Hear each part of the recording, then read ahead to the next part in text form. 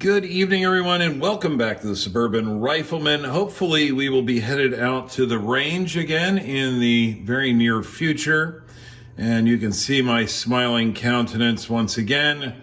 But I've been going through a few of my guns that I'll be shooting in this upcoming season to get them ready. And I wanted to take a quick look at a couple of revolvers that we'll be shooting this year, which are really near and dear to my heart. I have a long history with Ruger single-action revolvers.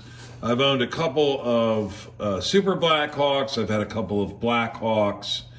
And I've had a Ruger Super Single 6. That was one of my first really serious rimfire handguns. But what's in this box is a little bit different than the other cartridge revolvers that I've had. And you just don't see these a lot anymore. And of course, what I'm talking about, you already know because you've read the title of this video, is my Ruger Old Army. It says here that it's a 44 caliber percussion with a 7.5-inch barrel. They never really changed the bore diameter on these, but later on they were advertised as being 45 caliber. It is, I think, a 454 diameter bore, but for whatever reason, they called the early ones 44s. This example, although it was made in 1973, so it's only the second year of production, is remarkably complete. We've got the original cardboard shipping container with, of course, Ruger Old Army there and another similar stamp on the end of the box, I guess, depending on how they were stored in the warehouse. And the serial number of the revolver is written on the outside of the box in pencil.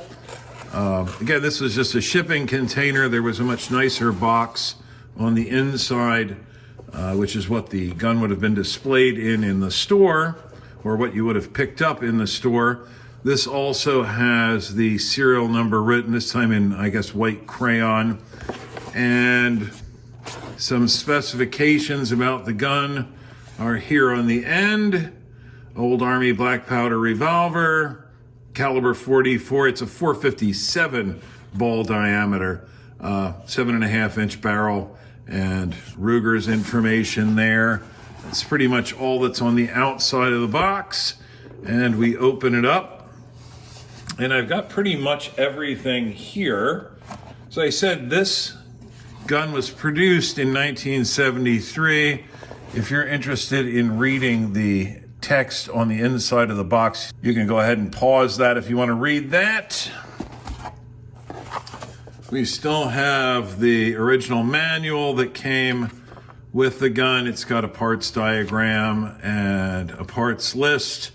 And if you pause that, you can get a good laugh from the prices of the parts and some information about the revolver, but that's pretty cool. Here, of course, is the revolver, but we'll take a closer look at that in a moment. This vapor barrier paper that it would have been shipped in is still intact. We've got a small manila envelope here that's supposed to have the nipple wrench in it.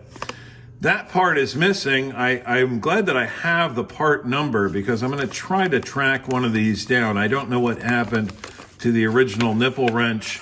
There's only a finishing nail in here, and you might say, why is there a finishing nail? Well, this is actually quite useful for capturing the mainspring when you're disassembling the revolver.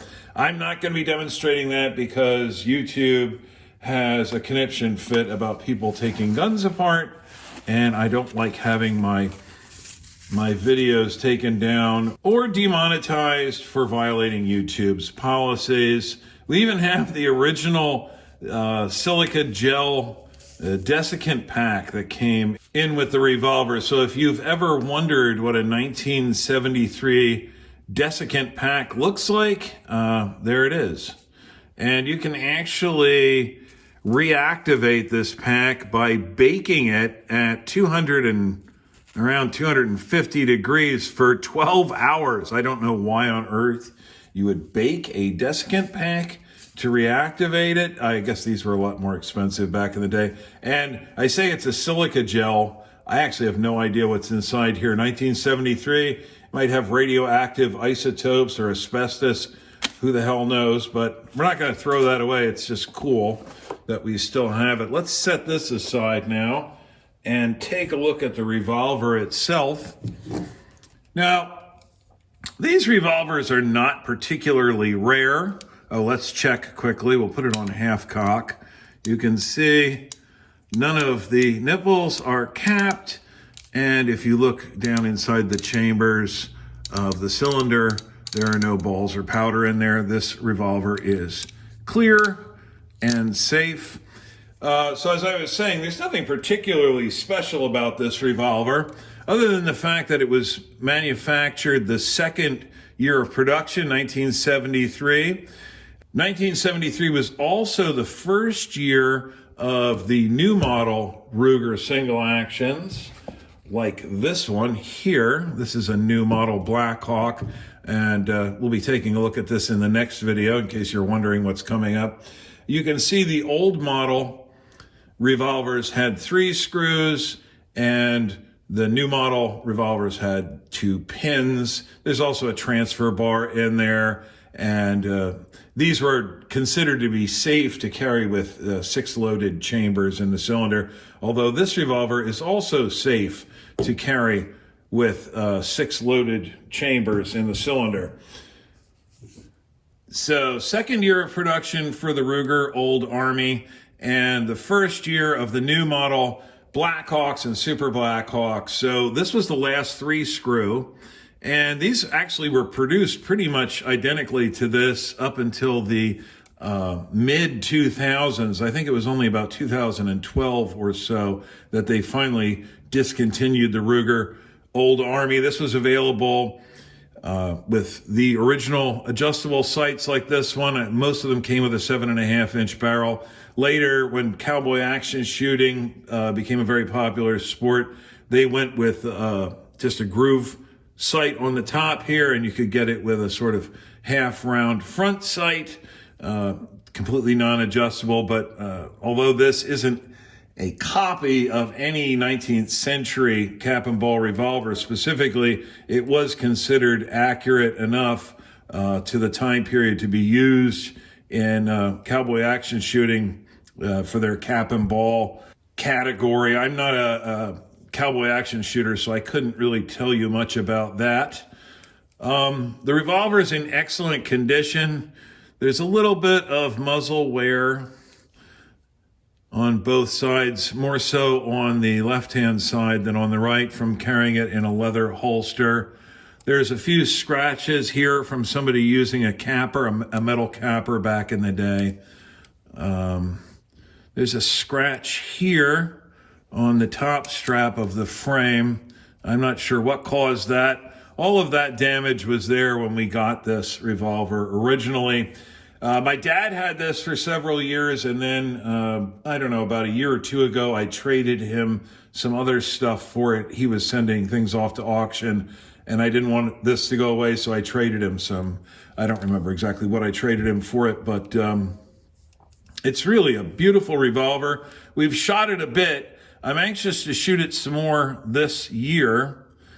There's one small chip out of the right-hand grip panel right at the toe of the grip frame. I don't know that I have an awful lot more to say about this. This does have that great 3-click action like one of the old Colts. And, as I was saying, these are actually safe to carry with 6 chambers loaded. As you can see, there are these safety notches in between each of the chambers in the cylinder. And each of those notches is meant to accommodate the tip of the firing pin on the hammer. So once you've got your revolver loaded, if you put the revolver on half cock and you rotate the cylinder just slightly until you're in between 2 chambers and lower the hammer down into that notch, there's no way that this can fire, and there's no way that the cylinder can rotate because it's locked by the firing pin.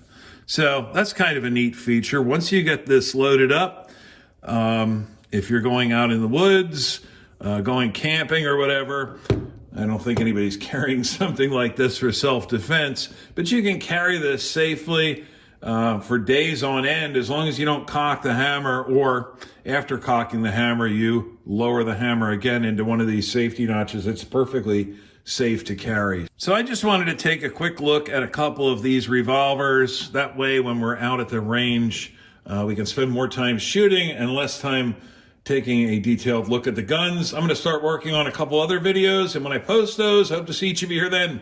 Later, guys.